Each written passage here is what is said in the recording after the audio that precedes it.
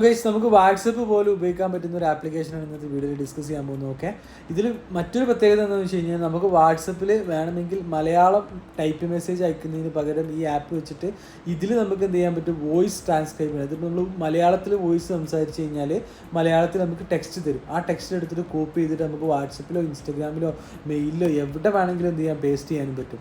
ഒരു ഹൈലൈറ്റ് എന്ന് പറയുന്നത് ഐഫോണിലും ആൻഡ്രോയിഡിലും സപ്പോർട്ടഡ് ആണ്. ഓക്കെ, നമുക്ക് വാട്സപ്പ് മെസ്സഞ്ചർ പോലെ മെസ്സേജ് ചെയ്യാനും ചാറ്റ് ചെയ്യാനും ഈ ഒരു ആപ്പ് ഉപയോഗിക്കാനും പറ്റും. ബസ് എന്നാണ് ഈ ഒരു ആപ്പിൻ്റെ പേര് വരുന്നത്. ഓക്കെ, അപ്പോൾ നമുക്ക് നമുക്ക് ഈ ആപ്പ് എങ്ങനെ ചെയ്യാമെന്നുള്ളത് കണ്ടു നോക്കാം. ഗൈസ്, അതിന് നമ്മൾ ആപ്പ് സ്റ്റോർ എടുത്തിട്ട് ബസ് എന്ന് സെർച്ച് ചെയ്യുക. ഓക്കെ, ബസ് എന്ന് സെർച്ച് ചെയ്യുക. ബസ് എന്ന് സെർച്ച് ചെയ്താൽ നമുക്ക് ആപ്പ് കിട്ടും, വോയിസ് കണക്ട്. ഇതാണ് നമ്മുടെ ആപ്പ്. ഈ ആപ്പ് ഞാൻ ഓൾറെഡി ഇൻസ്റ്റാൾ ചെയ്ത് വെച്ചതുകൊണ്ട് ആണ് ഇത് ഓപ്പൺ ആയി. നിങ്ങൾക്ക് ഇൻസ്റ്റാൾ ചെയ്യാം.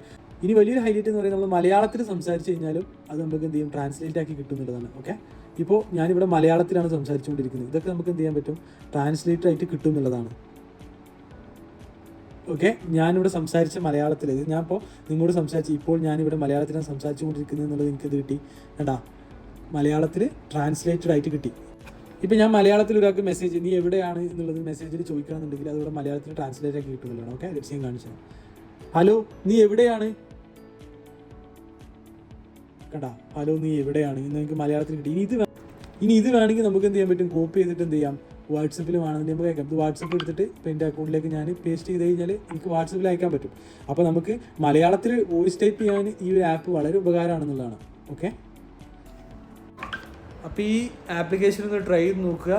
രസകരമായിട്ട് ചാറ്റ് ചെയ്യാനും പറ്റും. അതുപോലെ ഇനി അതല്ലാന്നുണ്ടെങ്കിൽ നമുക്ക് മലയാളത്തിൽ വോയിസ് ടൈപ്പ് ചെയ്യാനും ഈ ഒരു ആപ്പ് എന്ത് ചെയ്യാൻ പറ്റും, യൂസ് ചെയ്യാൻ പറ്റും. അപ്പോൾ ഇതൊന്ന് ട്രൈ ചെയ്ത് നോക്കുക. ഓക്കെ, അപ്പോൾ ഇനി ഇതുപോലത്തെ ചെറിയ ടിപ്സിന് വേണ്ടിയിട്ട് നമ്മളെ ചാനൽ ഫോളോ ചെയ്യുക, ലൈക്ക് ചെയ്യുക. Anyway thanks.